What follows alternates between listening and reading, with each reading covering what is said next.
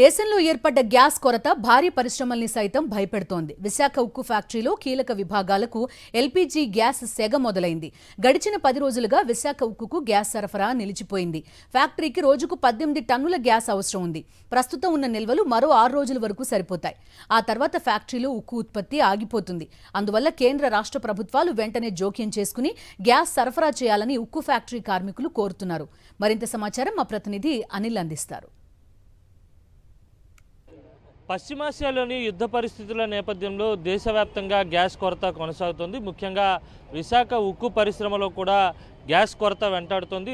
ఉత్పత్తిపై కూడా తీవ్రమైనటువంటి ప్రభావం పడే అవకాశం ఉంటుందని నిపుణులు అంచనా వేస్తున్నారు. ప్రస్తుతం ఇదే అంశానికి సంబంధించి మనతో మాట్లాడేందుకు కార్మిక సంఘాల నేతలు, గతంలో స్టీల్ ప్లాంట్లో వివిధ విభాగాల్లో పనిచేసినటువంటి కార్మిక సంఘాలకు సంబంధించినటువంటి ప్రతినిధులు ఉన్నారు. మాట్లాడదాం. సార్, ప్రస్తుతం స్టీల్ ప్లాంట్లో గ్యాస్ నిల్వలు ఏ మేరకు ఉన్నాయి? ఎన్ని రోజుల వరకు వచ్చేటువంటి అవకాశం ఉంటుంది? కొరత ఎంతవరకు? ఈరోజు ప్రతిరోజు కూడా మేము విశాఖపట్నం స్టీల్ ప్లాంట్లో 13 టన్నులు ఎల్పీజీ గ్యాస్ వాడుతాము. 75 టన్నులు మొత్తం ఉంది ఈరోజు ఉంది. అంటే ఆల్మోస్ట్ 5 రోజులకి 6 రోజులు సరిపడగా గ్యాస్ మాత్రమే ఉంది. గత 10 రోజుల నుంచి కూడా మరి ఇండియన్ ఆయిల్ కార్పొరేషన్ వాళ్ళు గ్యాస్ సప్లై ఆపేశారు. మాకు రోజుకి 18 టన్నులు ఒక ట్రక్ సప్లై చేసేవారు. కానీ ఈ 10 రోజుల నుంచి కూడా సప్లై ఆపేశారు. మాకు 18 టన్నులు సప్లై చేస్తే 13 టన్నులు మేము వాడుకొని 5 టన్నులు స్టాక్ పెట్టుకునే వాళ్ళమే. ఆ స్టాక్ మేము గతంలో 150 టన్నులు 200 వరకు ఉంటే ఈ 10 రోజులు వాడేసాం. ఇప్పుడు కానీ ఈ 5 రోజుల్లో కానీ గ్యాస్ సప్లై చేయకపోతే విశాఖపట్నం స్టీల్ ప్లాంట్ మూతపడే పరిస్థితి ఏర్పడింది. ఈరోజు రాష్ట్ర ప్రభుత్వం కూడా మేము అడుగుతున్నాం. ఎందుకంటే ఇంకా శంకుస్థాపన చేసిన స్టీల్ ప్లాంట్ గురించి చెర్రీ పైప్ వేసి ఐరన్ వర్క్ కావాలని చెప్పి చెర్రీ పైప్ వేసి ల్యాండ్ ఎక్విట్ చేయమంటున్నారు. 40 సంవత్సరాలు పనిచేసిన విశాఖపట్నం స్టీల్ ప్లాంట్కి ఇలాంటి ఇబ్బందులు వచ్చినప్పుడు ఎందుకు మీరు సీరియస్ తీసుకోలేదు? Visakhapatnam steel plant gas supply 10 రోజుల నుంచి అయిపోయిన సంగతి మీకు తెలుసు కదా. గతంలో చెప్పాం కూడా.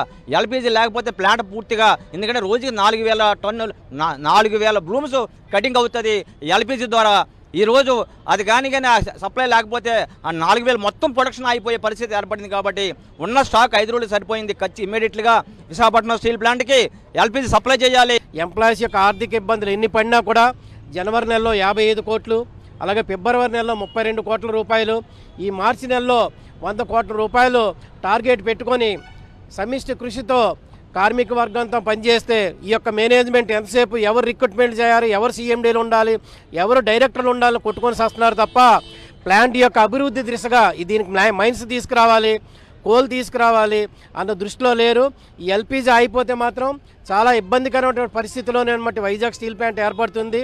ప్రపంచానికి, దేశానికి కరోనా టైంలో ఆక్సిజన్ అందించినటువంటి, మెడికల్ ఆక్సిజన్ అందించినటువంటి ఘనత గల వైజాగ్ స్టీల్ ప్లాంట్కి ఈరోజు ఎల్పీజీ సప్లై చేయండి బాబు అని మేము కేంద్ర రాష్ట్ర ప్రభుత్వాలని కోరుకుంటున్నాం. స్టీల్ ప్లాంట్ ఉత్పత్తిలో, అలాగే ప్లాంట్లో ఉత్పత్తి అయ్యేటువంటి స్టీల్లో కీలక భూమిక పోషించేటువంటి ఎల్పీజీ గ్యాస్ సప్లైను వెంటనే పునరుద్ధరించాలని, ప్రతిరోజు 2 ట్రక్కుల ఎల్పీజీ గ్యాస్ను సప్లై చేయాలని చెప్పి కార్మిక సంఘాలు డిమాండ్ చేస్తున్నాయి. ఇప్పటికే రాష్ట్ర ప్రభుత్వంతో పాటు స్టీల్ యాజమాన్యానికి కూడా ఒక రిప్రజెంట్ చేయడం జరిగింది. తక్షణమే స్పందించి చర్యలు తీసుకోవాలని డిమాండ్ చేస్తున్నారు. వీడియో జర్నలిస్ట్ శంకర్తో కలిసి అనిల్, సాక్షి టీవీ, విశాఖ నుంచి.